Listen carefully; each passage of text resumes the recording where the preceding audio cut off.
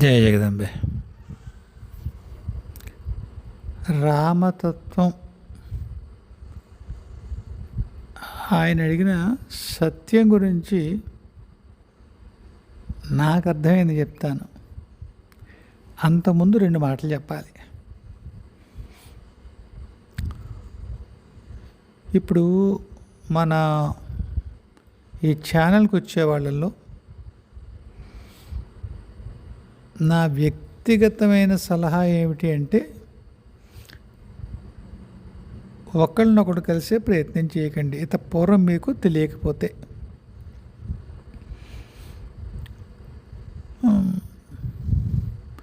బంధువులు, అప్పగారు ఈసరికే ఉంటారు, చెల్లో గజనో తోడుకోళ్ళలో ఎవరో వస్తారు, పర్వాలేదు. ఒకే గ్రూప్ వాళ్ళు రెఫరెన్స్ చేస్తుంటారు, షేర్ చేస్తుంటారు, చెల్లి చూడవే అని, అది పర్వాలేదు. ఇక్కడ ఏర్పరచుకున్న అభిప్రాయాలను బట్టి స్నేహాల్లోకి వెళ్ళకండి, పరిచయాల్లోకి వెళ్ళకండి. ఎందుకు చెప్పానంటే, ఇప్పుడు మధుసూదన్ ఉన్నాడు కదా, ఒక ఉదాహరణగా ఆయన కర్మలు చూడగలుగుతాడు.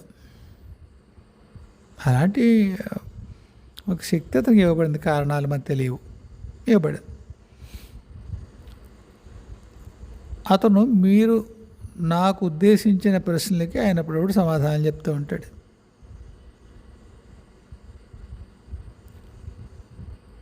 అయితే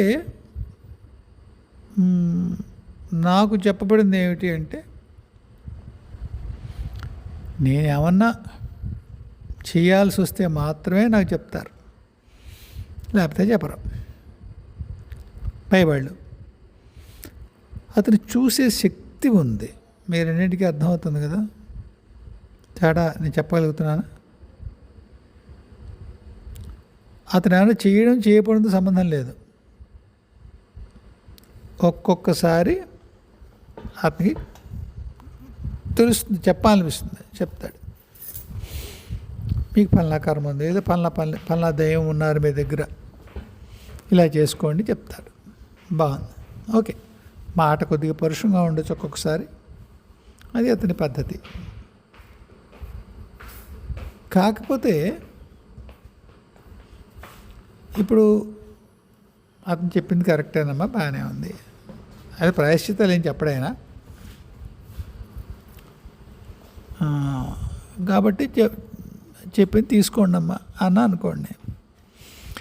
it does not mean that I'm endorsing him.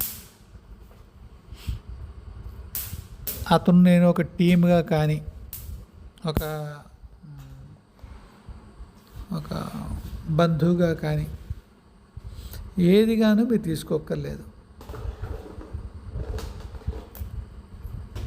అతను నేను చెప్పాను నాన్న ఎవరిని కలవకు అని. లేదు సార్ నేనేం కలిసే ఉద్దేశం లేదు నాకు కూడా అంటే, అసలు ఆయనకి ఈ వాజ్ బార్డ్ ఫ్రమ్ మీటింగ్ అని ఏమన్నా బార్డ్ పై వాళ్ళు అతనికి ఏ గురువులు చెప్తున్నారో వాళ్ళు కూడా ఎవరిని కలవక్కలేదు నాన్న అన్నారు. కాకపోతే మన ఒక ఇమోటివ్ స్టేట్లో ఉంటాం, ఒక కష్టం ఉన్నప్పుడు, ఒక ఉద్విగ్న స్థితిలో ఉంటాం. ఆ కారణం చేత ఎవరైనా మనకి మన అనుభూతులకి, మన అనుభవాలకి, మన భావాలకి దగ్గరగా ఏమైనా చెప్తుంటే మనం కనెక్ట్ అవుతాం. నేనంటే పూర్తిగా ఒక ఐరన్ కర్టెన్ వెనకాల ఉన్నట్టే దాదాపుగా వాళ్ళు ఒకళ్ళిద్దరు నా పేరు తెలిసి ఉండొచ్చు, నా బంధువులు కాని వాళ్ళకు కూడా. And I thank them for not disclosing my name. నా పేరు చెప్పనందుకు వాళ్ళు కృతజ్ఞతలు. తెలిసి కూడా నాకు అలాగే ఉండమని, అజ్ఞాతంగానే ఉండమని నాకు అమ్మ చెప్పింది. తాతగారు కూడా వద్దు నాన్న బయటికి ఇప్పుడు వద్దులే. తాతగారు మాట అన్నారంటే దానికి చాలా ఫార్ రీచింగ్ అర్థం ఉంటుంది, దూరగామి అని అర్థం ఉంటుంది. అందుకని ఆయన మీద ప్రేమ, గౌరవం నేను పాటిస్తాను. మధుసూదనైనా రేపొద్దున మరొకళ్ళైనా, ఇది ఓపెన్ ఫారం కదా, మీ మంచి కోరే వాళ్ళకి తెలిసిన ఒక విషయం చెప్పారనుకోండి, అది ఇలాగ వర్చువల్ ప్లాట్ఫామ్ మీదే ఉండనివ్వండి. వైయక్తిక రూపంలో కలిసే ప్రయత్నాలు చేయకండి. దానివల్ల ఏమవుతుందంటే, నాకు ఒక భయం ఏమిటంటే, నువ్వు ఎండార్స్ చేసావు కదా ఫలానా సుబ్బారావు అని, బాగానే చెప్తాడని, అందుకని కలిసాం, నేను ఎలా కలవలేకపోతున్నాం, ఆయన బాగానే చెప్తున్నా ఒకసారి కలవాలనిపించింది. వద్దు వద్దు, మధుసూదనే కాదు, రేపొద్దున ఇంకోళ్ళైనా చెప్పాను కదా, ఓపెన్ ప్లాట్ఫామ్ ఇది, సోషల్ మీడియా ప్లాట్ఫాము. ఎవరైనా ఈ ఆంతరిక విషయాల గురించి పట్టు పరిచయం ఉన్నవాళ్ళు ఎవరైనా గబుకు చెప్పాలనిపిస్తుంది మన కష్టం చూసి. దైవాద్వా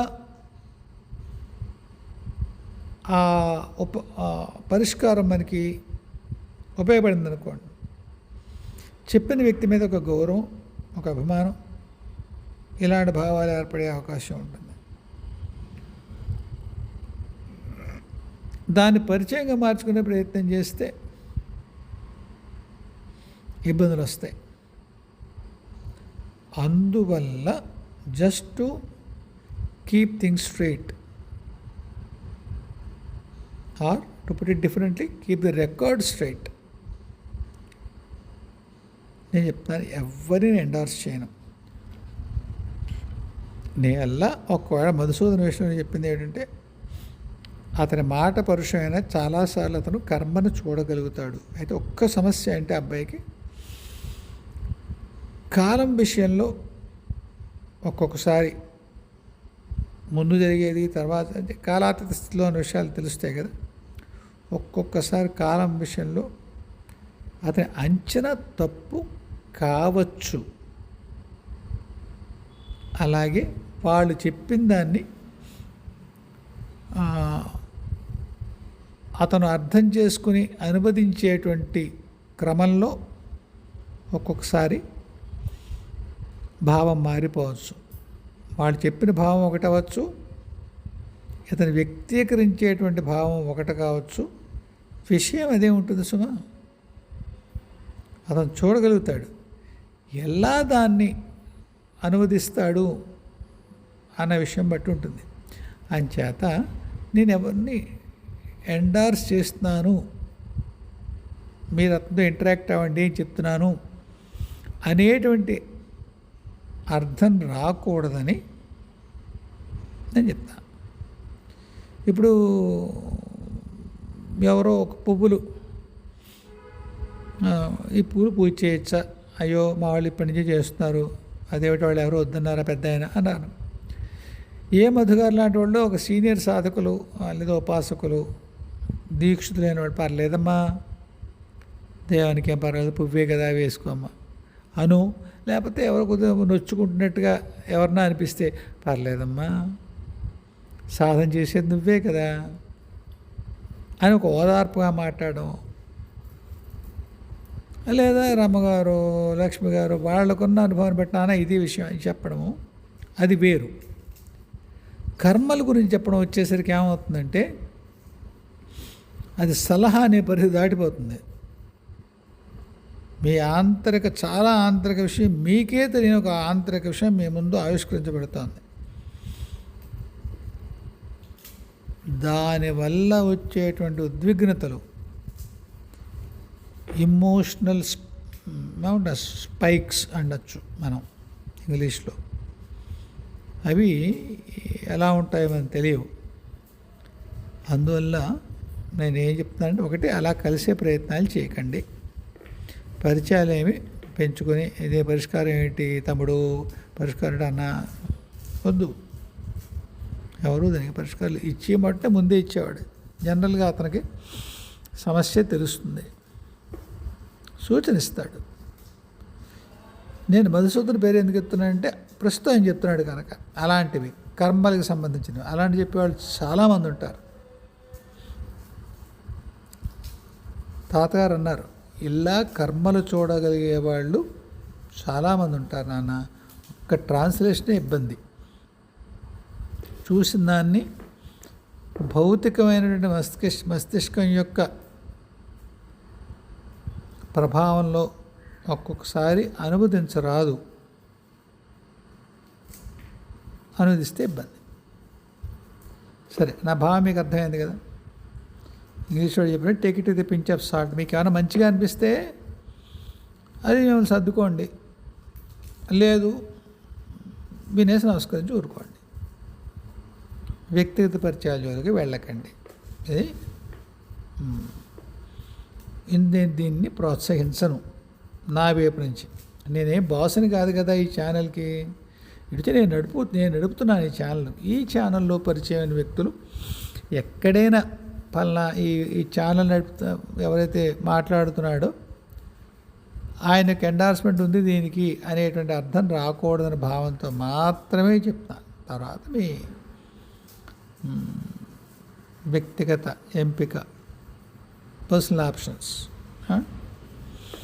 సరే, ఇంకొక అమ్మతో ఓ చిన్న సరదా అయిన అనుభవం. అమ్మతో సరదా ఉంటుంది, ఎందుకు ఉండదు, అమ్మేగా.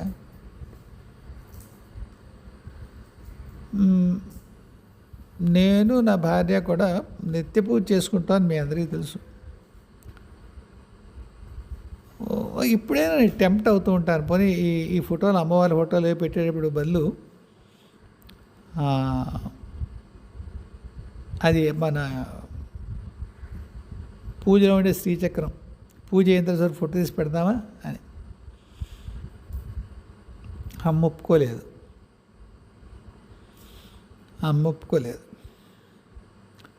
అసలు బాలను సీల్ చేయమని చెప్తున్నాను రా నీ పూజ గది. అదే సరేనమ్మా. సరే, అనుభవం అది కాదు. మేము పూజ చేసుకునేటప్పుడు విడిగా అంటూ చెయ్యం. ఒక్క గణపతి పూజ తప్పిస్తే వినాయక చవితికి మిగతా అన్నీ అందరూ అమ్మతో పాటు కలిపాడు. శ్రీరామనవమి శ్రీచక్రంతో పాటే, వరలక్ష్మి వ్రతం శ్రీచక్రంతో పాటే, మొత్తం పూజ ఆవిడ పేరు కూడా కలిపేసి నిత్య పూజ చేసుకుంటాం. చివరిలో ఆ కథను ఆ తోరాలు పూజ చేస్తారు కదా. నాకు కళ్ళున్న రోజుల్లో నేను చదివి పెట్టేవాడిని, ఇప్పుడు తనే చదువుకుంటుంది. మధ్యలో సహస్రనామాలు ముందు లక్ష్మీ అష్టోత్తరం చదివేసాక సహస్రనామాలు చదువుకుంటున్నాం. వరలక్ష్మి తల్లి వచ్చింది. మీ ఇంట్లోనే ఉన్నాను నాన్న అంది. ఒకటి థ్యాంక్స్ చెప్పాను. అమ్మా థ్యాంక్స్ చెప్పా బాగుంది, కానీ మీ ఇంట్లో అన్న పెట్టమ్మా అన్నా. మన ఇంట్లో అనలేదే అని నవ్వి ఊరుకుంది ఆవిడ. ఎందుకంటే శ్రీచక్రంలో ఎలాగా ఉంటారు, దశమహాయుద్ధులు చేస్తున్నప్పుడు కమలాత్మ కూడానే ఉంటుంది. వరలక్ష్మి రూపం చూడాలి. ఎందుకంటే ఒకానొక శ్రావణ మాసంలో ఒకలాంటి మరి కలశ రూపంలో ఆవిడది అయిన ఒక స్థితి, ఒక విభూతి అంశ, whatever you call it as, అది నాలో లయించేసిన సంగతి నాకు తెలుసు. మీకు చెప్పాను ఈ వేదిక మించి దాదాపు 3-4 ఏళ్ల క్రితం. కాబట్టి ఇప్పుడు విడిగా ఉన్నాను మీ ఇంట్లో అని చెప్పిందా పూజ కోసం. నాలో ఉంటుంది కదా ఆవిడ, ఎందుకు చెప్పింది తెలియదు నాకు. ఇప్పుడు తాతగారిని అడిగితే వాళ్ళిద్దరు ఎవరైనా చెప్తారేమో, సాయంత్రం అడగాలి. పూజ అయిపోయింది. పూజ అయిపోయిన తర్వాత ఎందుకు లేకపోతే పూజ ఏంది కాబట్టి నమస్కారం పెట్టాలా, వరలక్ష్మి పూజని ఎందుకు ఆ తోరం కట్టుకున్నాక అక్షతలు వేయించుకుందుకు మా ఆవిడ నమస్కారం పెట్టింది. నేను వరలక్ష్మి సమేత లలితా మహా త్రిపుర సుందరి కృపాసిద్ధిస్తూ ఏదో ఆశీర్వదించాను. నవ్వి థ్యాంక్ యూ అంది. అక్కడ నార్మల్గా ప్రతి ఇంట్లో జరిగే వ్యవహారమే. కానీ అప్పుడు అమ్మ అంది, బాగుంది ఆశీర్వాదం, ఎరా నీకు వద్దా అంది. అమ్మ నాకెందుకు వద్దే, నాకు కావాలి అన్నాను. మరి పెట్టు, నమస్కారం పెట్టు అంది. కొద్దిగా బ్లాంక్కి నమస్కారం పెట్టమంటా, ఎవరి పెట్టే అన్నాను. దానికే పెట్టు అంది. ఓహో మా ఆవిడకే అనుకుని నేను పీట మీద ఉన్నాను, ఎడమ పక్కకి తిరిగి ఆవిడ స్టూల్ మీద, చిన్న స్టూల్ మీద కూర్చొని ఉంటుంది, నాకు సాయం చేస్తూ పూజ చేస్తుంది. ఆ కాళ్ళకి ఇలా అద్దుకున్నాను. అంటే అక్షతలు వేసింది నా తల మీద. లేచింది. అప్పుడు నాకు మళ్ళీ అనుమానం వచ్చింది. కాళ్ళు ముట్టుకోలేదు, చీర కుర్చీళ్ళు అడ్డున్నాయి, ఆ కుర్చీలకే ఎవరికి అలా అనేసాను, కళ్ళకి అద్దుకున్నాను. నీ మళ్ళీ అనుమానం వచ్చి, పాదాలు అంటుకోవాలి తిడతావేటే అమ్మా అన్నాను. పాదాలు అంటుకొని వాడివా ఇంట్లే, పాదాలు అంటేవిగా దొరకు, అదే అభ్యంతరం లేదు, వెధవి మాట బద్దకించావు అంది. ఎక్కడి గొడవే అమ్మా, సర్లేదు, ఓయ్ రావే బాబు ఒకసారి మళ్ళీ రాను. మళ్ళీ ఏమైంది, పాదాలు అంటడానికి బద్దకించావు వెధవి అని తిడుతోంది అది అని చేత మళ్ళీ రావే అని. సరే మాట పాదాలు అంటే నమస్కరించారు.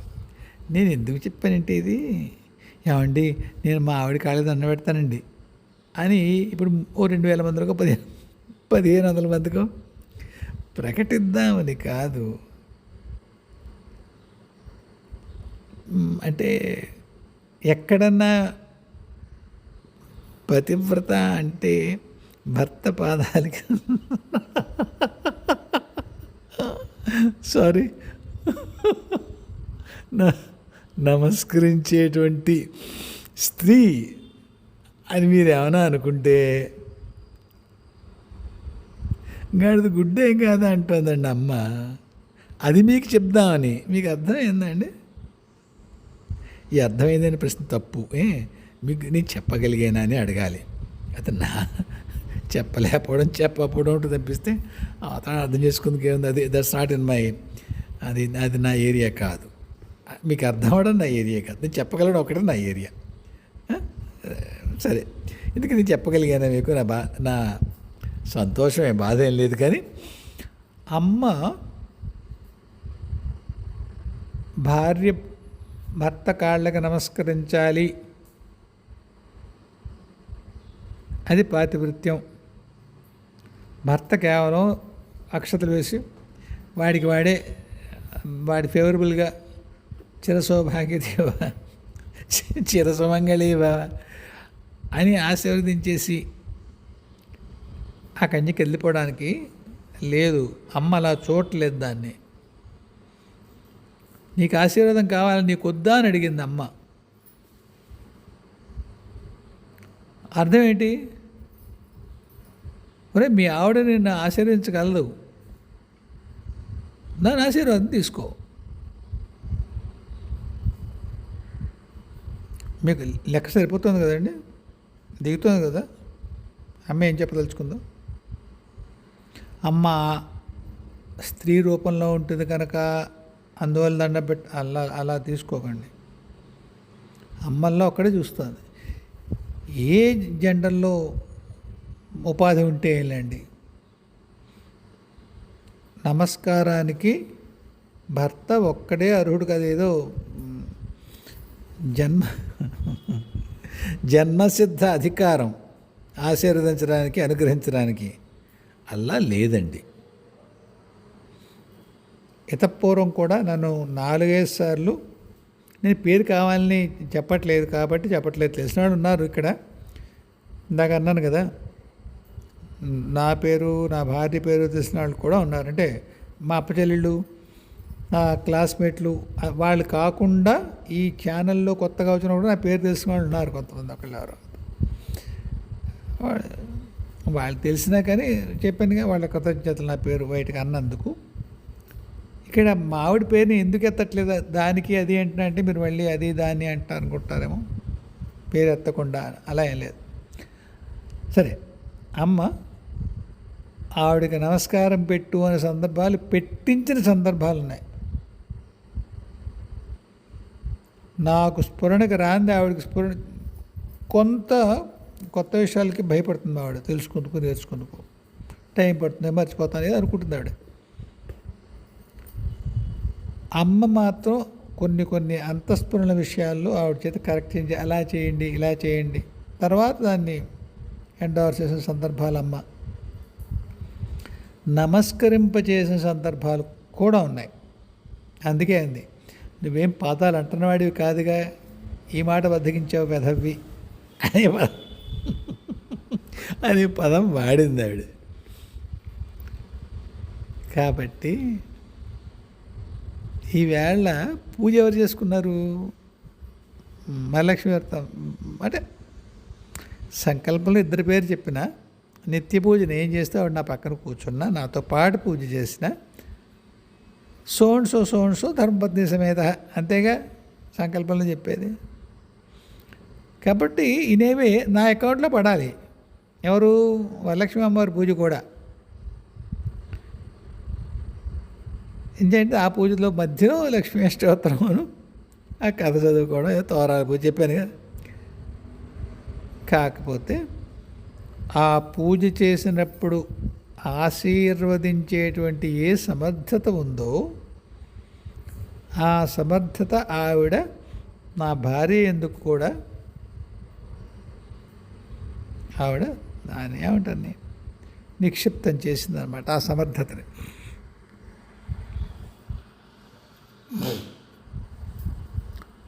అందువల్ల నమస్కరించడానికి ఆడవాళ్ళ విషయంలో ఎవరికైనా సందేహాలు ఉంటే నా తోటి మగాళ్ళందరికీ ఈ ఛానల్లో ఉన్న వాళ్ళకి ఇది నా సూచన. గుర్తెరగండి. పిల్లలతో దెబ్బలాడుతుండే మీరు కాళ్ళు దండ పెట్టారు కదా, ఇంక పిల్లలు ఏం చెప్తే వినాలనుకుంటున్నారు ఏంటి? ఏం లేవు, వాళ్ళు దండాలు పెట్టి మన్నాడు మనతో గంట వేగంతో దెబ్బలాడరు, అదంతా వేరండి.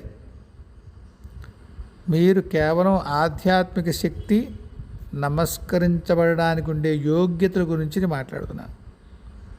వైయక్తికంగా మనం ఒక చోట ఉన్నప్పుడు ఒకే వాసం కింద ఉన్నప్పుడు అభిప్రాయ భేదాలు వస్తే తిట్టుకుంటాం, అది పెద్ద విషయం కాదు. విభేదిస్తాం, అది పెద్ద విషయం కాదు. కాకపోతే కోర్ ఏదైతే మన జీవస్థాయిలో మనం ఏ గౌరవం ఇవ్వాలో, ముఖ్యంగా శ్రీ విద్యోపాసకులు ఆ గౌరవం ఇవ్వాలి. ఒకటి కాదు, 100 ఇన్స్టెన్సెస్ అమ్మ నాకు ఇచ్చింది. ఈ వ్యాలిటీ it is very very fresh in my memory. ఒక 2 గంటలు 3 గంటలు అయింది కనుక మీతో షేర్ చేసుకున్నాను. ఇంకొక సౌభాగ్యం, ప్రత్యేకించి ఆ అంశగా వరలక్ష్మి రూపంలో కూడా వచ్చి ఉన్నా నాన్న ఇక్కడే అని చెప్పడం.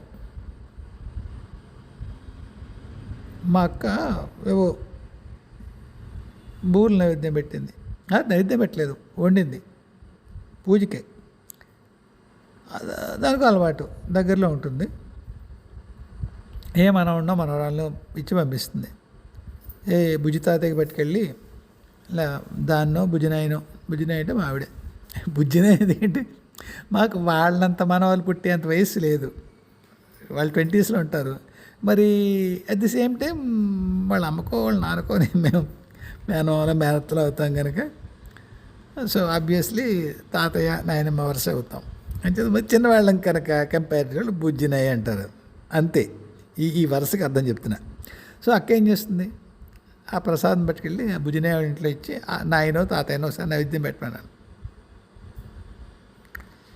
ఈవేళ అలాగే నైవేద్యాన్ని పంపించింది.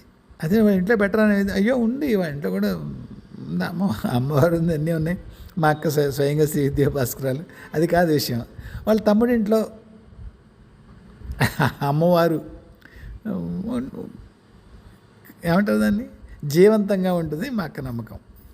సరే పంపించింది. ఇది మా అక్క ఏం చేస్తుంది నాకు, అది కాదు ఇక్కడ చెప్పే ఉద్దేశం. నైవేద్యం పెట్టేవే అని ఈవిడ పెట్టింది. అయిన తర్వాత బాగుందిరా, ఒక అమ్మాయి బూరు తింటుంది, బాగుందిరా, థ్యాంక్స్ బాగుంది అక్క చెప్తానులే.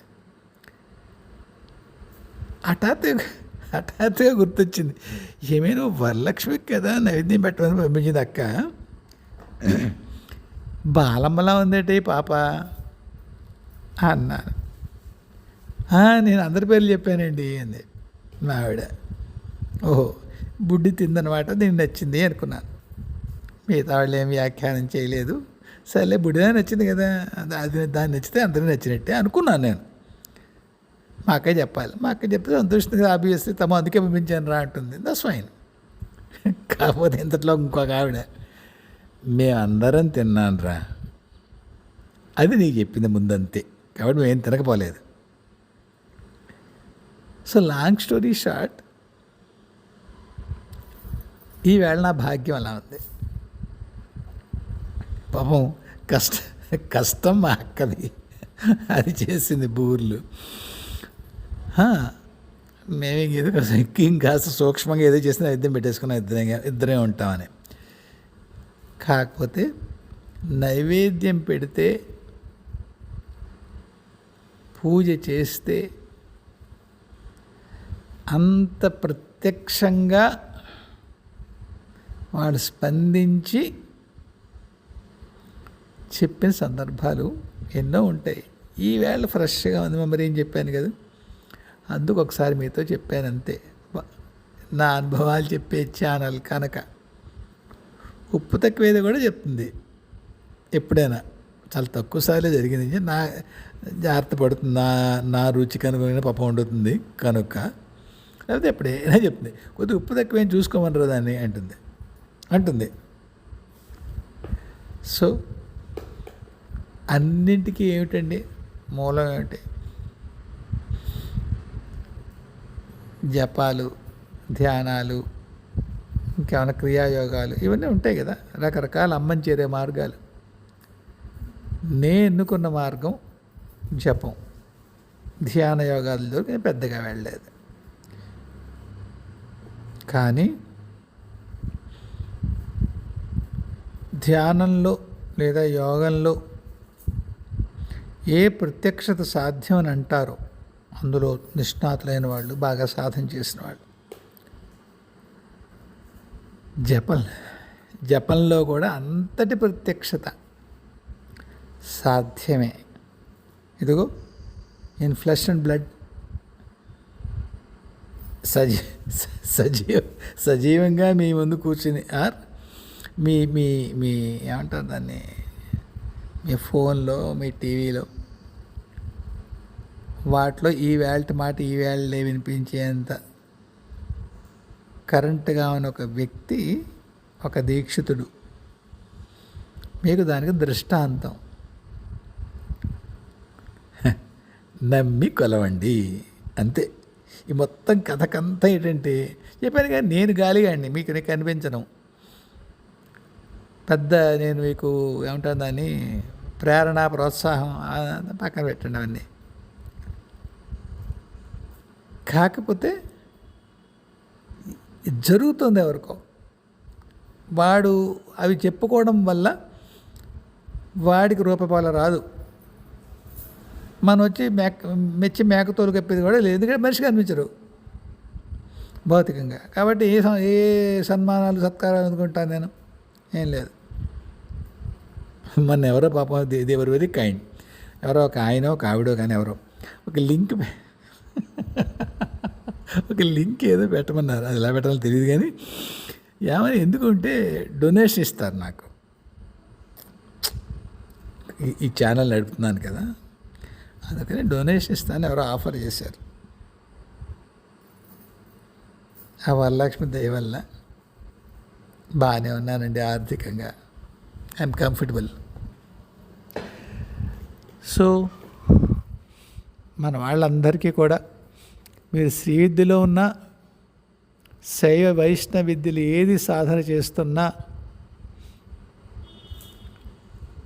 నమ్మండి, వాళ్ళు పలుకుతారు, మాట్లాడతారు, ఉపచారాలు చేయించుకుంటారు, కబుర్లు చెప్తారు, నడ్డెక్కుతారు, ముద్దులాడతారు, చెయ్యి పట్టుకుని నడిపిస్తారు,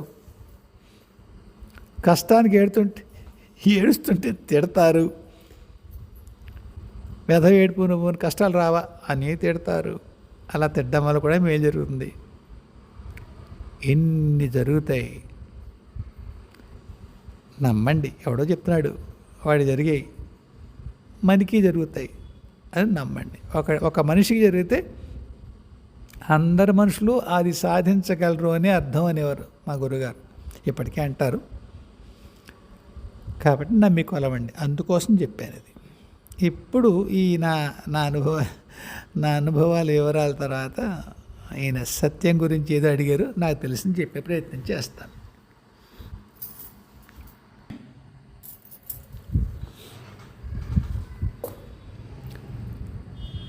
సత్యాన్ని పాటించే వాళ్ళకి, పలికే వాళ్ళకి దైవం సహాయం చేస్తాడా? ఎంతవరకు సత్యం చెప్పచ్చు? నిజాయితీగా ఉండడంలో ఉపయోగం ఉంటుందా ఆధ్యాత్మికంగా? సత్యనారాయణవ్రతం దాని చెప్పే టేకేవే అంటామే, ఇంగ్లీష్లోనే అంటారు. దాని సారం ఏమిటి? ఇలాంటి కొన్ని ప్రశ్నలు వేశారు ఈయన రామతత్వం అనే అబ్బాయి. మొట్టమొదటి విషయం ఏమిటంటే, సత్యం, మనం ఎరుగున్న సత్యం చాలా చిన్న అర్థం. రామతత్వం గారు చాలా చిన్న పరిధి దాంది. నిజం అనేటువంటిది చాలా చిన్న విషయం అండి. సత్యం చాలా విశాలమైన పదం. ఏది శాశ్వతమో అది సత్యం అంటారు ఎరుగున్న వాళ్ళు.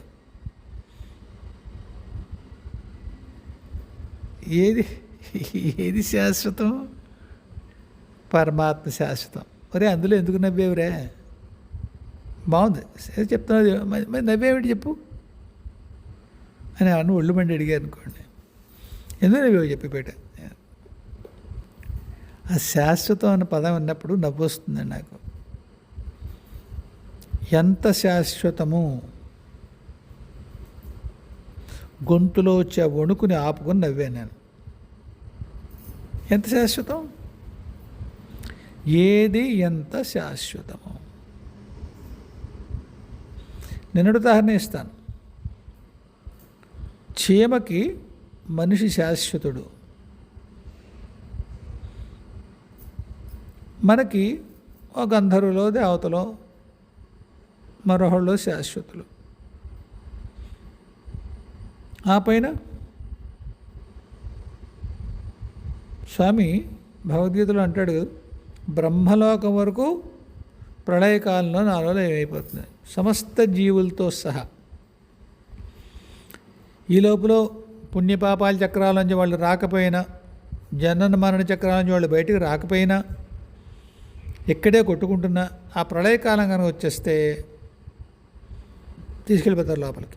తర్వాత వాళ్ళు అలా మళ్ళీ ఇంకొకసారి ఈ ప్రళయం అనే రాత్రి అయిపోయిన తర్వాత మళ్ళీ సృష్టి అనేటువంటి పగలు ప్రారంభించినప్పుడు ఆ జీవులు మళ్ళీ బయటికి తీసుకొస్తాను నాలోంచి అన్నాడు ఆయన. ఇలా ఉన్నప్పుడు ఏది శాశ్వతం?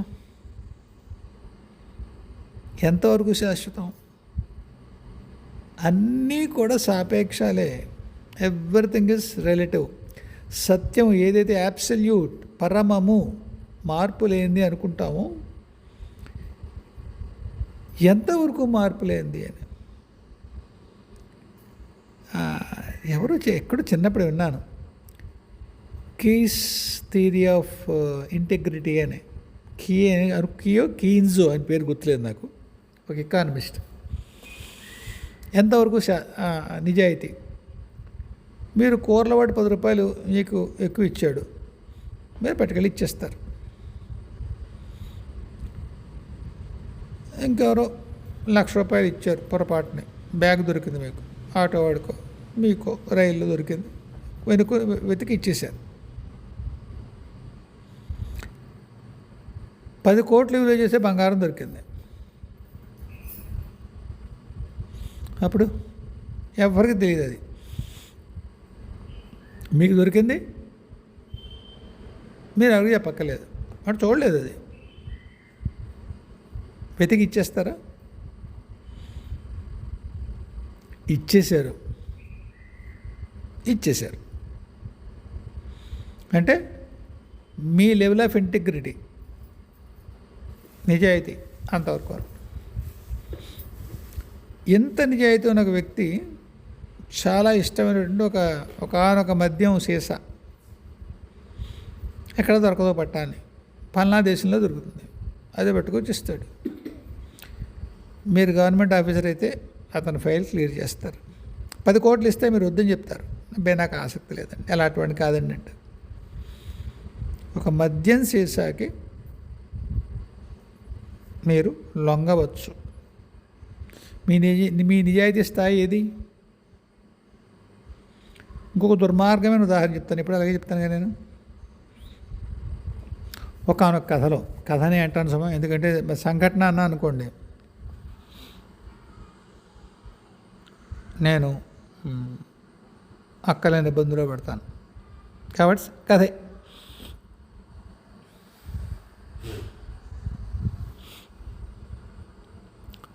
ఒక వ్యక్తి పెద్ద పొజిషన్లో ఉన్నాడు, ఏదో ఫ్రాడ్లో ఇరుక్కున్నాడు. ప్రత్యక్షంగా అతనే బెనిఫిట్ పొందకపోయినా ఎవరికో సహాయం చేశాడు.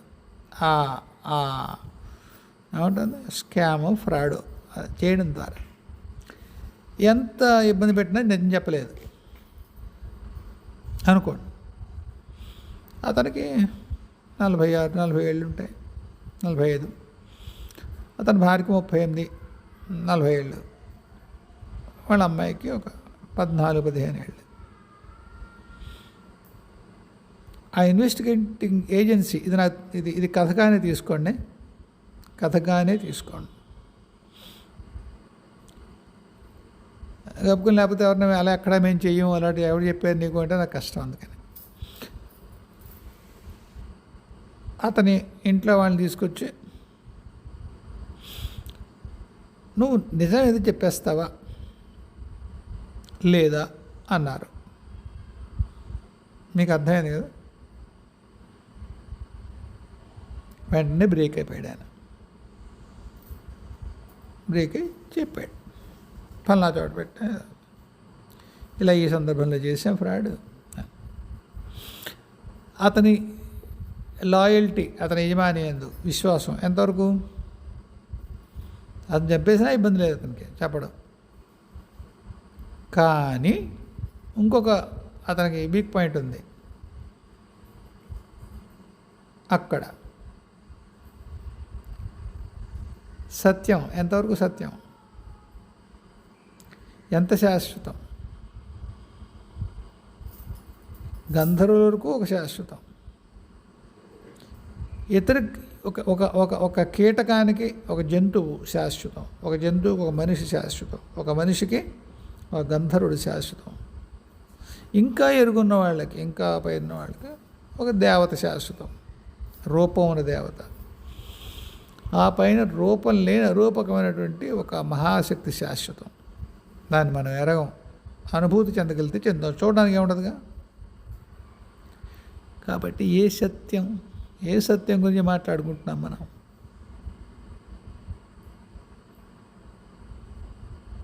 సరే, కాసేపు మన సత్యం గురించే మాట్లాడుకుందాం. మనం ఎరుగున్న సత్యం అంటే నిజం, వాస్తవం. దానివల్ల దైవం సంతోషిస్తాడా, మనకి సహాయం చేస్తాడని రామతత్వం గారి ప్రశ్న.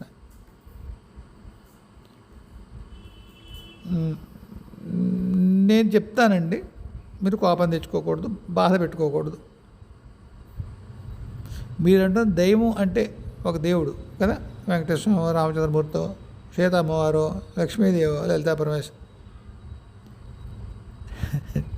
చెయ్యరండి,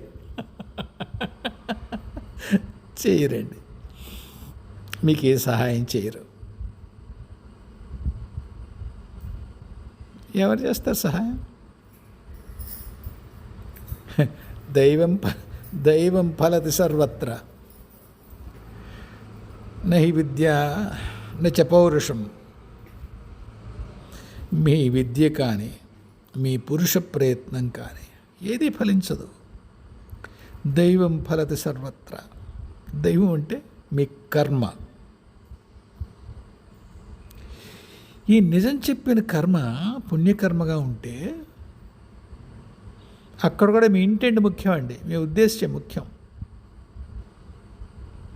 అది కనుక మీది మంచిదైతే పుణ్యకర్మై మీకు ఎప్పుడు అది లభించడం యోగ్యమో అప్పుడు మీకు లభిస్తుంది ఆ పుణ్యఫలం. ఈవేళ నిజం చెప్పాడు మీకు ఎవరన్నా ఏదేమో వచ్చి సహాయం చేయరు. మీరు ఎప్పట్లాగే ఒక ఘోరమైన ఉదాహరణ చెప్తాను. మీకు తెలిసిన వాళ్ళ అమ్మాయి 20 ఏళ్ళు 25 ఏళ్ళు విదేశాలు తిరిగి వచ్చింది. కులం కానివాడు, మతం కానివాడు, దేశం కానివాడు ఎవరితోటో లివ్ ఇన్ రిలేషన్లో ఉంది. మీకు తెలుసు. తర్వాత అయ్యో ఇది దారి కాదనుకుంది, చెంపలేసుకుంది, వెనక్కి వచ్చింది, పెళ్లి చేసుకుందాం అనుకుంది. మీకు తెలిసిన వాళ్ళ సంబంధం. మీరు అది పెద్ద విషయం రా, అది అప్పట్లో బేగంపేటలో పలానా చోట ఎవరో ఫ్రెండ్తో ఉండేది అని నిజం చెప్పారు అనుకోండి, సత్యం. అదేదో చేసింది, చదువుకుందాం అనుకుంది. మీరు సత్యం, మీకేం సత్యం మీద ప్రేమ కాదు, దాని మీద ఒళ్ళు మండింది మీకు, అలా చేయకూడదని మీ ఉద్దేశం. అది తప్పు అని, తప్పు ఒప్పు తర్వాత పరమాత్మ తెలియాలి. తప్పు ఒప్పులు మనం ఏం చేయలేం, కానీ మీకు తప్పని తోచింది, సత్యం చెప్పారు, చస్తారు. ఏ దైవము మీకు సాయం రాడు. అంత దుర్మార్గుడు వేరా, అది ఎవరితోటి తిరిగింది, అది ఎవడో అమాయకుడు బలైపోతాడని చెప్పాను. తొక్కేం కాదు, మీకు తెలుసు, అంత తెలుసు. అమ్మాయి ఇది సరికాదు, ఏదో అయ్యింది, జాగ్రత్తగా ఉందాం అనుకుంది. ఆ కుర్రాడి మీద ప్రేమ కాదు మీకు, వాడికి ఫ్రెష్ క్యాండిడేట్ రావట్లేదు కాదు మీ బాధ. ఇది దొంగముండా, దీనికి జీవితం ఎందుకు బాగుపడాలి? మీ సత్యాన్ని డ్రైన్లో పడేస్తారు.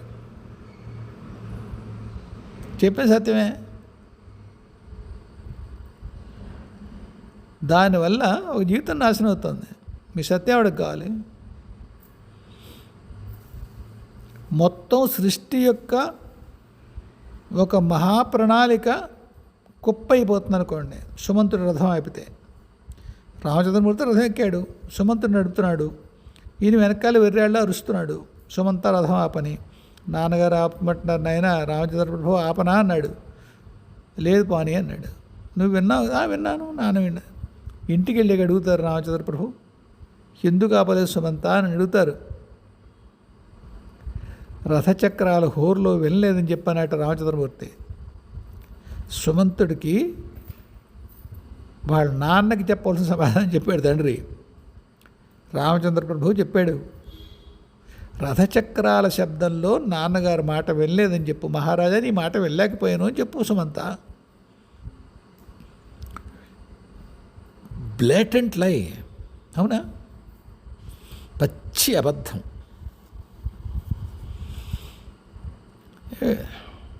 ఎందుకు?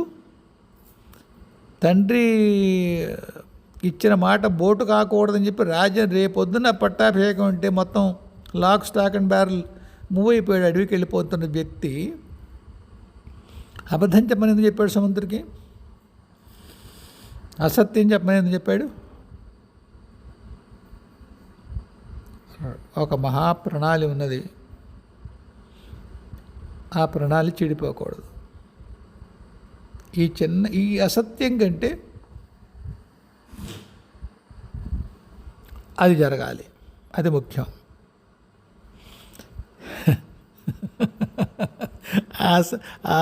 అది అసత్యం పలికినందుకు సీతను ఎత్తుకుపోయారంటారేంటి? ఏం లేదండి, that's a pre programmed event. ముందే నిర్ణయించబడిన ఒక సంఘటన అది. అయితే నేను చెప్పొద్దా? సత్యవాక్య పరిపాలన తప్ప. అమ్మ కూడా సత్యసంధే కదా, సత్యసంధ సాగర మేకల అదే నడుస్తుంది కదా, సహస్రనామాలే. సత్యం చెప్పాలి, కష్టానికి ఓర్చి సత్యం చెప్పాలి. కానీ అందులో ఎటువంటి వైయక్తిక లాభము ఉండరాదు. మీ సత్యం వల్ల మేలు జరగాలి ఎవరికైనా. ఆ సత్యమే సత్యం. నిజం మాట్లాడుతున్నాను సుమా నేను. సత్యం అంటే నిజం అనే అర్థంలో చెప్తున్నాను. పరమసత్యము, పరమాత్మ యొక్క తత్వానికి సంబంధించిన సత్యము అనే పదం ఏదో దాని గురించి నేను మాట్లాడలేదు. అది మనం మాట్లాడే పరిధిలో, దాన్ని జడ్జి చేసే పరిధిలో ఆ సత్యం ఉండదు. అది చేస్తే పుణ్యం వస్తుందా, చేస్తే పాపం వస్తుందా, దాన్ని అనుగమిస్తే ఎటువంటి స్థితి వస్తుంది, వాటి గురించి మనం మాట్లాడే ప్రశ్నలు. 2వ తరగతి చదువుకుంటున్నాం మనం, అది ఐఐటి సబ్జెక్టు. మనం 2వ తరగతి చదువుతున్నాం, అది ఐఐటి సబ్జెక్టు. ఏ శాశ్వతమైన సత్యం ఉందో, ఏది ఈ సృష్టి నిలబడడానికి కారణమో, ఏది దీని స్థితికి, దీని లయానికి మూల కారణమో అటువంటి సత్యం పరమాత్మ సత్యం, లేదే పరమాత్మే తానైన సత్యం. ఆ సత్యం గురించి మనం వివరణలు, టీకా తాత్పర్యాలు చేసే పరిస్థితి కాదు. మీరు అడిగిన ప్రశ్న సత్యం, సత్యవాక్యానికి సంబంధించిన సత్యం, సత్యం చెప్పడానికి సంబంధించిన సత్యం, అది మనకి ఇంతవరకే. మహాప్రయోజనాన్ని దేనైనా సాధించేది, 10 మందికి మేలు చేసేది సత్యం. 10 మందికి లేదా ఒక వ్యక్తికైనా సరే కీడు చేస్తే ఆ సత్యం మీకు ఉపయోగం లేదు. దుత్తులూరు లక్ష్మి గారు నేను ఒక శ్లోకం కూడా పెట్టారు కదా, ప్రియం బ్రూయాత్ సత్యం బ్రూయాత్ మా బ్రూయాత్ సత్యం ప్రియం, ప్రియం చాపి నా అమృతం బ్రూయాత్. మధురైన మాట చెప్పు, సత్యం చెప్పు, కష్టం కలిగించే సత్యం చెప్పకు, ప్రియం కలిగిస్తుంది కదా అని అబద్ధం చెప్పకు. ఇది సనాతన ధర్మం అన్నారు టూకీగా. అంటే మీ సత్యం వల్ల ఎవరికి కష్టం కలగకూడదు, ఎవరికైనా సుఖం కలుగుతుందని అబద్ధం ఆడకూడదు. సుఖం కూడా కాదు, ఇష్టం అవుతుందని. సుఖం కలిగితే చెప్పచ్చేమో. ఎన్నెన్నో ఉన్నాయండి ఎక్సెప్షన్స్. ఏదో వారిజాక్షులందు వైవాహికములందు ఇంకా ఏమో ఉన్నాయి, ఆడి బంకవచ్చు. ప్రాణం మీదకి వస్తే ఏం చేస్తారు? చచ్చిపోవడం తెలివైన పని కాదు. ఇక్కడ పుట్టుక కారణం ఉంది. ఎవడ పీక మీద కత్తి పెట్టాడు, అబద్ధం చెప్పాల్సి వస్తే చెప్తారు, అసత్యం చెప్పాల్సి వస్తే చెప్తారు. నిజాయితీగా ఉండద్దా? ఉండాలి. మీ శరీరం ఏదైతే మీ ధర్మ సాధన కోసం మీకు ఇవ్వబడిందో ఉపాధి, అదే ఇబ్బంది పడే పరిస్థితి వచ్చింది. అదేమిటి? ధర్మ సాధన, సత్యం చెప్పడం ధర్మ సాధన కాదా? కాదండి, కాదు. ధర్మం అంటే చెప్పాను నేను మీకు. ఏదైతే మీకు మిమ్మల్ని మీరు తెలుసుకోవడం, మీ స్వస్వరూపాన్ని తెలుసుకోవడం, మీరు చేసి దానికోసం చేసేదే ధర్మం.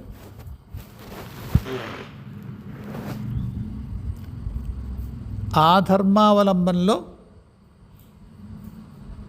మీరు సత్యం చెప్పచ్చు. ఆ ధర్మావలంబన ఇబ్బంది వచ్చేటువంటి పరిస్థితి వచ్చింది. మీ శరీరం ఉపాధి రాలిపోతుంది, ఎవడో పీకి మీద కత్తి పెట్టాడు, కనపట్టి మీద గన్ పెట్టాడు. సత్యవాక్యం చెప్పి మీ శరీరాన్ని వదులుకోవడం న్యాయం కాదు, పద్ధతి కాదు, ధర్మం కాదు. అబద్ధం చెప్పైనా శరీరాన్ని బతికించుకోవాలి. దానివల్ల ఏది జరగాలో, మీ జీవన ప్రణాళిక ఏది సాగాలో సాగాలి. మీ స్వార్థం కోసం చెప్పారు సత్యం, ఇంకోటి కీడు జరుగుతున్నాం ఒప్పుకోరది. చెప్పగలిగాను కదా. నిజాయితీగా ఉండాలి, దానివల్ల పుణ్యకర్మ వస్తుంది. పుణ్యకర్మ వస్తుంది. పుణ్యపాపాలు రెండూ కూడా అనుభోక్తవ్యములే. మీరు ఏ స్వధర్మావలంబన మాట్లాడుకుంటున్నాం అనేక సార్లు, అది పుణ్యపాపాలకు అతీతమైన వ్యవహారం. మళ్ళీ చెప్తాను నేను, నా మొహం కనిపించదు కాబట్టి చెప్పేసి తప్పుకోగలను. అదే షణ్ముఖ శర్మ గారు వాళ్ళు చెప్పలేరు ఇలాగా, ఎందుకంటే వాళ్ళు సమాధానం చెప్పాలి. వేదిక మీద కనిపిస్తున్నారు, వాళ్ళు ప్రముఖులు, పండితులు, శాస్త్ర ప్రమాణంగా చెప్పాల్సినటువంటి ఇది ఉంది పాపం వాళ్ళకి. అంచేత నీ మొహం తల్లి ధర్మమే అవలంబించారా ఇటువంటి ప్రాణం పోయినా అంటారు. నేనేమంటాను, నాకు అది లేదు కదా, అజ్ఞాతంగా ఉన్నాను. అంచేత నా అభిప్రాయాన్ని నిర్మమాటంగా చెప్పచ్చు. దాన్ని పాటించకపోవడం మీ ఇష్టం సుమా. దాన్ని నేను మీకు ఇలా చేయమని చెప్పట్లేదు, అలా చేసినా ఏం పర్వాలేదని అంటున్నాను. ఎందుకు? ఆత్మ సాక్షాత్కారం కోసం అటువంటి సాధన చేస్తున్నప్పుడు మీ పుణ్యపాపాలతో సంబంధం లేదు. కర్మలు ఉంటాయా? ఉంటాయి, అనుభవించాలి. కానీ మీ ధర్మ మార్గంలో ఉన్నారు, స్వధర్మంలో ఉన్నారు, అంటే స్వధర్మము మిమ్మల్ని మీరు తెలుసుకునే ప్రయత్నంలో ఉన్నారు. అందులో ఏదో ఒక న్యాయం కాని పని, ధర్మం మామూలు సామాన్య ధర్మానికి అనువర్తించిన పని ఏమన్నా చేయాల్సి వస్తుంది.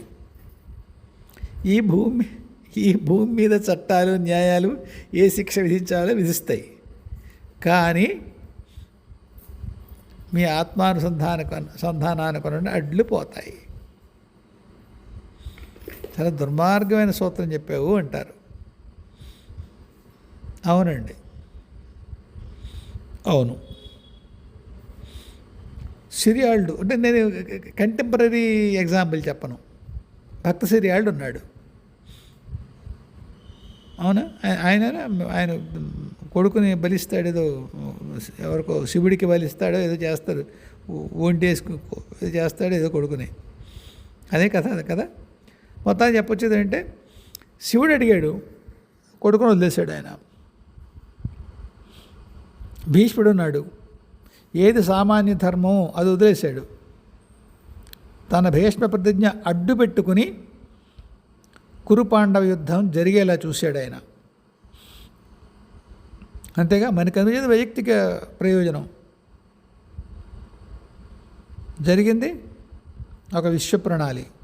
ఆయన మొండి పట్టు వల్ల శకుని రాజవంశం మీద తనకున్న కక్ష కొద్దీ మాయాద్యూతం రచించాడు. సామాన్య ధర్మం ప్రకారం మహాపాపం. విశ్వ ప్రణాళిలో అది అవసరం ఆయన అలా చేసిన పని. మనకి తెలియదు దానికి ఏం కర్మ వచ్చిందో. తర్వాత ఎవరిని చెప్తే కూడా మీరు దాన్ని తీసుకోకర్లేదు. ఎందుకంటే ఒక మహాప్రణాళిలో ఆయన చేసిన ఆయన పాత్ర అద్భుతం శకునిది. కాబట్టి సామాన్య ధర్మాన్ని పాటించారా? కాదుగా. అటు ఉన్నారు, 18 అక్షోహిణుల సైన్యం చనిపోయారు. ధర్మం వైపు వాళ్ళు ఉన్నారు అని మీకు ఏమైనా వెర్రి ఏమైనా ఉందా ఏంటి? మనం ఎరుగున్న ధర్మం సుమా. పాండవులు ధర్మ అంటే వాళ్ళకి రావాల్సిన భూమి రాలేదు, రాజ్యం రాలేదు, వాళ్ళ ఆవిడ ఒంటి మీద ఎవరో అన్యాయంగా చేసేశారు, ఈ పాప కర్మలకి వాళ్ళు వ్యతిరేకంగా ఏదో చేశారు అని కనిపిస్తుంది కదా భారతంలో. దాన్ని బట్టి ఒక 7 అక్షోహిణులు ఇటు, దానికి దుర్యోధనకి స్ఫర్గా ఒక 11 అక్షోహిణులు ఉన్నారనుకోండి. మరి ధర్మం పక్కన నిలబడ్డందుకు పాండవులు ఉన్నటువంటి 7 అక్షోహిణులు మిగిలేయా? అయ్యో, అభిమన్యుడు మిగిలాడా?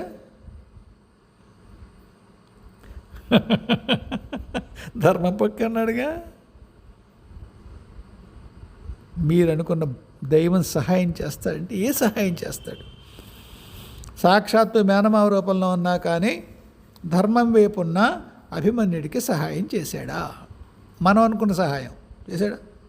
ఇదివరకు కూడా చెప్పాను, సాత్వికి ఎంతో దూరంలో ఉన్నాడు. సాత్వికి కృష్ణుడు ఒకసారి చుట్టుపుట్టారట సాత్వికిని ఈ యుద్ధంలోనే.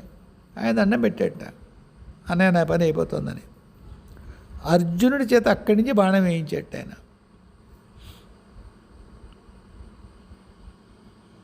ఆయన అనుకుంటే వేయిస్తాడు, ఆయనకి ప్రణాళికలో అది ఉపయోగం ఉంటుంది అనుకుంటే వేస్తాడు. మన సామాన్య ధర్మం, మన సత్యవాక్యం తొక్క అక్కర్లేదు ఆయనకి. కుంతిలో ఎవరిని చేస్తే మనకు నచ్చుతుందా అండి? మాధురిలో ఎవరిని చేస్తే మనకు నచ్చుతుందా? నచ్చుతుందా? వీడెవరు ద్రౌపది నచ్చుతుందా? కృష్ణుడు చేసే పనులు కృష్ణుడు కాకపోతే మరి నచ్చుతాయా? అందువల్ల సామాన్య ధర్మం వేరు,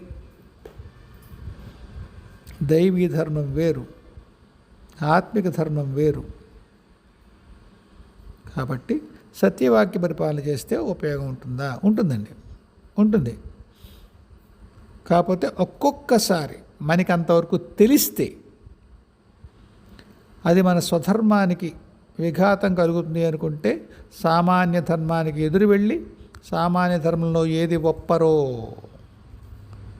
అది చేసైనా సరే స్వధర్మాన్ని, అంటే ఆత్మసాక్షాత్కారానికి లేదా ఆత్మానుసంధానానికి జరగవలసినటువంటి ప్రక్రియలో ఏది అప్పుడు సరైందో అదే చెయ్యాలి.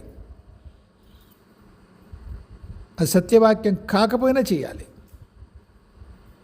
సామాన్య జీవనంలో మాత్రం రామతత్వం గారు మీరు చెప్పిందే ఖాయం, సత్యవాక్యాన్ని సత్యం మాట్లాడాలి, సత్యం వేపు ఉండాలి. అది శాశ్వతమైన సత్యం గురించి మాట్లాడట్లేదు, నిజం వాస్తవం అని ఏదైతే అంటామో దాన్ని మనం సత్యం అని సంస్కృతంలో అంటామో ఆ సత్యం సామాన్య ధర్మంలో అది అవలంబింపవలసినటువంటి విషయమే.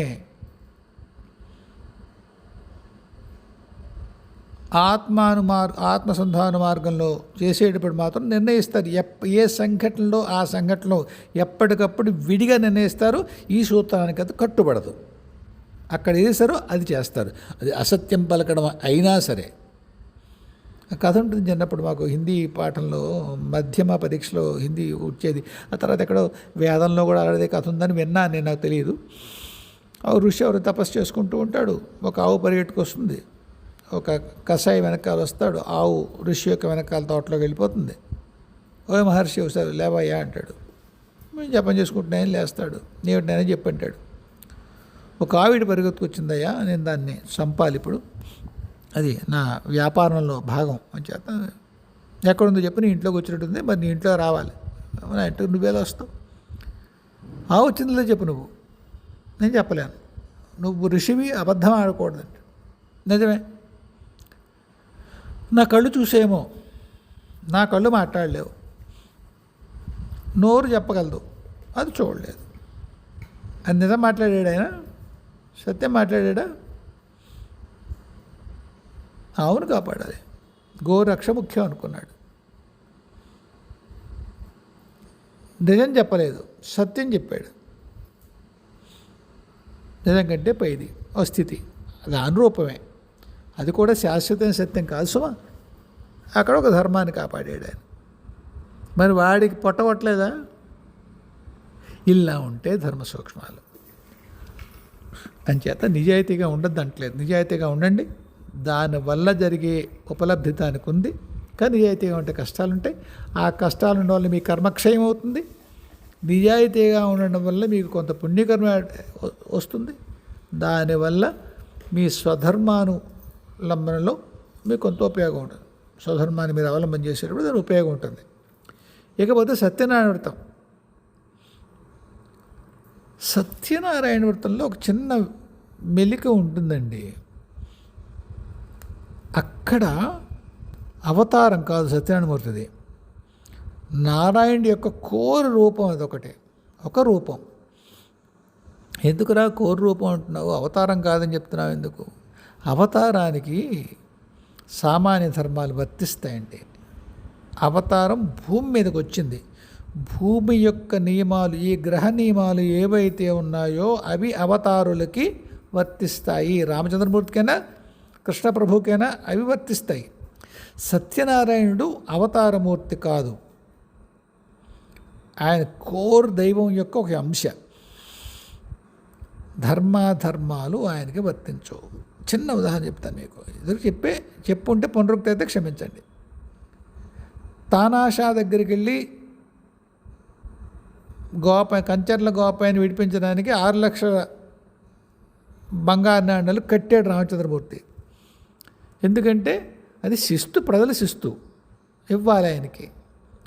ఈయన చేసి ఉండకూడదట, ఆ మందిరం కట్టకూడదు, రామ మందిరమే. కొందరు అనుమతి అడిగాడంటారు, అడగలేదంటారు, తర్వాత సంగతి. మొత్తానికి ఏమిటి, ఆయన ఇవ్వాలి. ఈయన మహారాజుగా ఉన్నవాడు రామచంద్రమూర్తి, ఆయన తెలుసు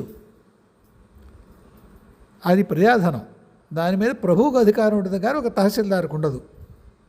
నేను కట్టాడు, రామచంద్రమూర్తి కోసం కట్టాడు. జైల్లో పడ్డాడు, శిక్ష అనుభవించాడు, అయిపోయింది, కర్మ తీరిపోయింది. 6 లక్షలు కట్టి వసూలు చేసి ఆయనకి ఇచ్చేసి వెళ్ళాడు రసీదు ఇచ్చుకుని. మహారాజు రామచంద్రమూర్తిగా ఒక అవతారుడిగా ఏ ధర్మం ఉందో ఇక్కడ సామాన్య లోక ధర్మం దాన్ని పాటించాడు. సత్యనారాయణమూర్తి ఆయనకు మాట ఇచ్చారు, ఆ మాట తప్పకూడదు, అలా దేవుడికి ఇచ్చిన మాట తప్పకూడదు, పెట్టిన మొక్కు తప్పకూడదు అని చెప్పాలి. దానికి ఏం చేయాలని చేశాడు.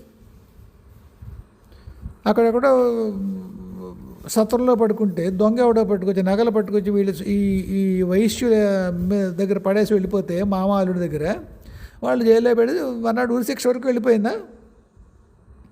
ఎవరో మొక్కుకుంటే తప్పు చేసాం కావాలి మళ్ళీ స్ఫురణకు వస్తే సరే అయితే అని. లేకపోతే వాళ్ళు చెయ్యని నేరానికి వాళ్ళు చంపబడేవాళ్ళేనా? రామచంద్రమూర్తి వాడు చేసింది మంచిదే, గుడి కట్టించేయండి ఊరుకున్నాడా? డబ్బులు కట్టాడు. సత్యనారాయణమూర్తి ఏం చేశాడు?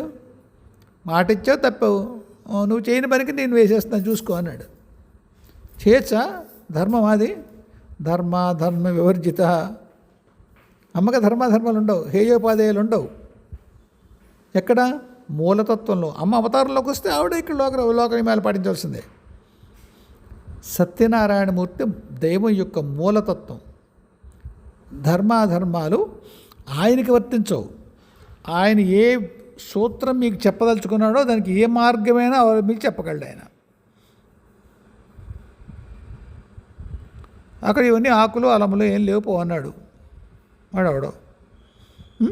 రత్నాలు పెట్టుకొని పడవలో ఆకులు అన్నాడు సన్యాసితో. సర్లే అవి అవుతాయి అన్నాడు. మరి ఒక్క ప్రశ్న వేసాడు. ఆయనేమో వైశ్యుడు, అక్కడ ఉన్నది చెప్పేస్తాడా? కనిపించిన ప్రతి వాళ్ళకి చెప్తాడా?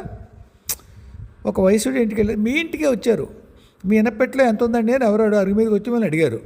అవునండి, నిన్నే పట్టుకుని విత్డ్రా చేశానండి, 11,52,032 రూపాయలున్నాయండి చెప్తారా మీరు? అవి ఏం లేవండి అంటారా? లేదా నీకే సంబంధం పోరా అంటారు. అవునా? ఆ కౌంట్ ఆయన అదే చేశాడు. ఎందుకు చెప్పాలి సన్యాసికి? ఈ సన్యాసికి తన పడవలో ఏమున్నాయి ఎందుకు చెప్పాలి? ఆయన సత్యనారాయణమూర్తి తెలుసా ఈ వైశ్యుడికి? లేదే, చెప్పలేదు. తప్పేం చేశాడు ఆయన? ఆయన వ్యాపార ధర్మం సరే, ఆయన అడ్డమైన వాడికి ఎందుకు చెప్పాలి?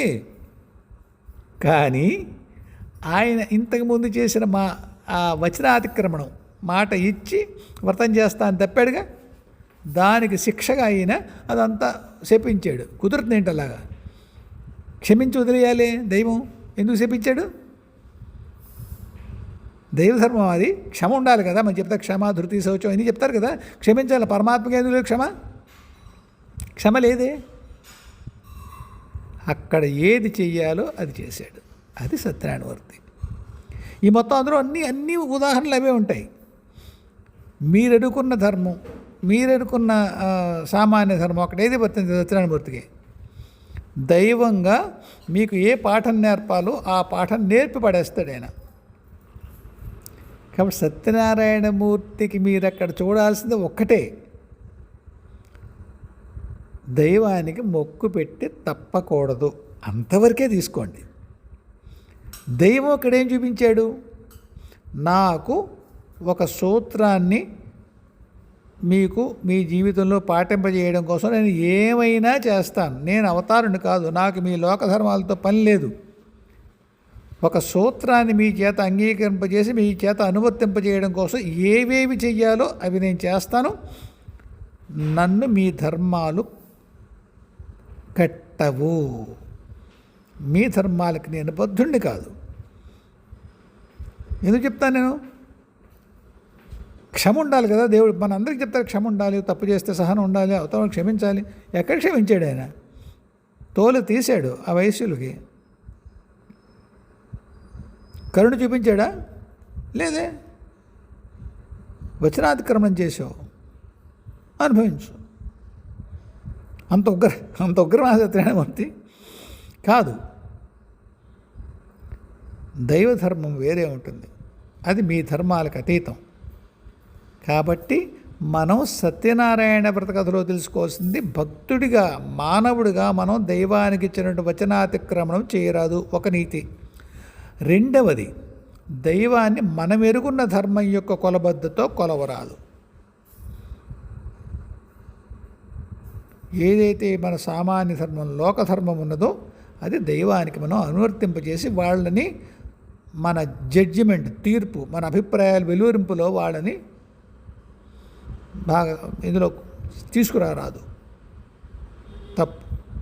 దైవం మన వెరుగున్న ధర్మాలకి అతీతుడు, ఆయన చేసిన ధర్మం. మరి ఎవరన్నా మీరు పురాణాల్లోనూ అక్కడ చదువుతాను కానీ పొద్దున ఎవరైనా అడుగుతారు మళ్ళీ మీ సత్యనారాయణమూర్తి అలా ఎలా చేశాడు, వాడు దేవుడు కదా, క్షమించడా, ఏదో పాపం కోవటానికి చెప్తే చెప్పాడు, అలా అని శిక్ష విధించచ్చా, అలా మాట్లాడు. మనం ఏమిటోనండి మన పురాణాల్లోనూ ఏదో స్కాంత పురాణంలో రేవాఖండ్లో ఇలా రాశారు, నాకు చాలా బాధేస్తుందని ఎలా డిఫెండ్ చేయాలో తెలియదని మన దేవుడిని. అదేమిటండి సత్యనారాయణమూర్తి అలా చేశాడు, వద్దండి, అలా వద్దు. మనకి ఎవ్వరి వేరే ధర్మాల వాళ్ళ వ్యాలిడేషన్ మనకు అక్కర్లేదు. ఇది ధర్మం, ఇది సామాన్య ధర్మం, ఇది గ్రహధర్మం, ఈ ప్లానెట్లో ఇది ధర్మం, అప్పటి ధర్మం లేదా ఇప్పటి ధర్మం, ఫలానా యుగ ధర్మం, అంతే. అది కోర్ దైవం, ఎవరైతే మూల దైవం యొక్క అంశం ఉందో ఆ దైవానికి ఈ ధర్మం వర్తించద్దు. That's it. ఆ ధైర్యంగా మనం చెప్పగలగాలి. లేకపోతే అపాలజెటిక్గా అవునండి ఇప్పుడు సత్యనారాయణమూర్తి అలా చేసేవాడు సిగ్గుగా ఉంది నాకు కూడా చెప్పుకుంది కంటే మన పరికరం మన సనాతన ధర్మానికి అన్యాయం చేస్తున్నాం. అర్థం చేసుకోలేదు మన ధర్మాన్ని. ధర్మం అంటే మన రాజ్యాంగంలో ఉన్నది కాదు, దాని సూక్ష్మత దాని స్వరూపము మనకి తెలియవు. దైవం చేస్తే అది కరెక్టే, అయిపోయింది, కిస్సా కథం. అవతారుడుగా వచ్చాడు, ఇక్కడే ఏ నియమం ఉందో అది పాటిస్తాడు. అందువల్ల సత్యనారాయణ వ్రత కథలో చెప్పాల్సింది 2 పాయింట్లు. దైవం మన వెరుగున ధర్మానికి అతీతుడు, మనం మాత్రం దైవానికి ఇచ్చిన వచనాతిక్రమణం చెయ్యరాదు, శిక్ష ఉంటుంది. ఇంకా జస్ట్ సమరైజ్ చేస్తున్నాను. లోకంలో సామాన్య సత్యం, వాస్తవం ఏదైతే అంత ట్రూత్, నిజం, అది చెప్పాలి. దానికి దైవం ప్రత్యక్షంగా ఏమీ సహాయం చేయడు. మీ పుణ్యకర్మలు ఏమున్నాయో వాటికి వస్తాయి, తర్వాత ఎప్పుడు మీకు యోగ్యమో అప్పుడు ఉపయోగపడతాయి. అంతేగాని ఇన్స్టెంట్గా మీకు నిన్న చెప్పారు కాబట్టి ఇవాళ ప్రమోషన్ రాదు. దానివల్ల కష్టాలు కూడా రావచ్చు, అనుభవించడానికి సిద్ధంగా ఉండాలి. ఈ వాటికి ఇంతే. నా మాటలు కొద్దిగా కట్టుగా ఉంటాయేమో, విషయం మాత్రం అర్థం చేసుకోండి. మళ్ళీ కలుద్దాం. హాయిగా ఉండండి. జయ గురుదేవ్, జయ జగదంబే, స్వస్తి.